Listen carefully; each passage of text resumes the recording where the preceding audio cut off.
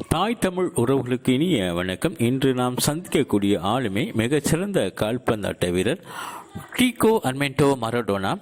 1960 October மாதம் 30 அர்ஜென்டினாவில் லனோஸ் என்ற இடத்தில் பிறந்தவர். உலக கோப்பைகளை 4 முறை தனது நாட்டிற்காக பெற்றுத்தந்த மகத்தான வீரர் மரடோனா. அர்ஜென்டினா அணிக்காக 34 கோல்களை அடித்துள்ளார் என்பது வியக்க வைக்கும் செய்தி. நண்பர்களே, மைதானத்தில் சுழன்று அடித்த கோல்கள் அவரை புகழ் உச்சிக்கு கொண்டு சென்றது. உலக கால்பந்தாட்ட ரசிகர்களை மகிழ்வித்த மகத்தான வீரர் இவரே.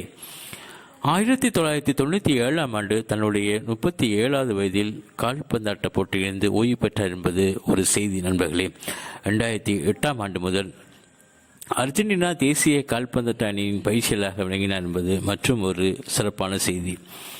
1990களில் மக்கள் மத்தியில் பெற்றிருந்த அன்பு காரணமாக அர்ஜென்டினாவில் இவரின் ஆதரவு பெற்ற கார்லோஸ் ஆட்சி அமைக்க காரணமாக இருந்தார் என்பது மற்றும் ஒரு செய்தி.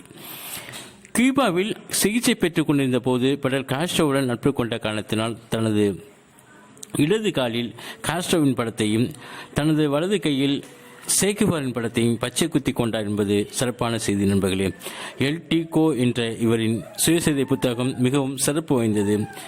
ஏகாதிபத்தியத்துக்கு எதிரான தனது எதிர்ப்பை பதிவு செய்த முதல் கால்பந்தாட்ட வீரர் மரடோனா. பல விருதுகளையும் பதக்கங்களையும் பெற்றுத்தந்த மரடோனா உலக கால்பந்தாட்ட வரலாற்றில் நீங்காத புகழ்பெற்ற தங்க மகன் மரடோனா 2020 நவம்பர் மாதம் 25 இந்த மண்ணை விட்டு பிரிந்தார் என்பது உருக்கமான செய்தி. நண்பர்களே, இவரின் சாதனை சிந்தனை என்றும் வைரக்கலராக ஒளிந்து கொண்டே இருக்கும். தொடர்ந்து பேசுவோம். ஆறுமுகம் குயில்சாமி, வலைவலி காட்சி மூலம். நண்பர்களே, தாய் தமிழ் உறவுகளுக்கு இனிய வணக்கம். இன்று நாம் சந்திக்கக்கூடிய ஆளுமை மிகச்சிறந்த கால்பந்தாட்ட வீரர் டிகோ அர்மெண்டோ மரடோனா.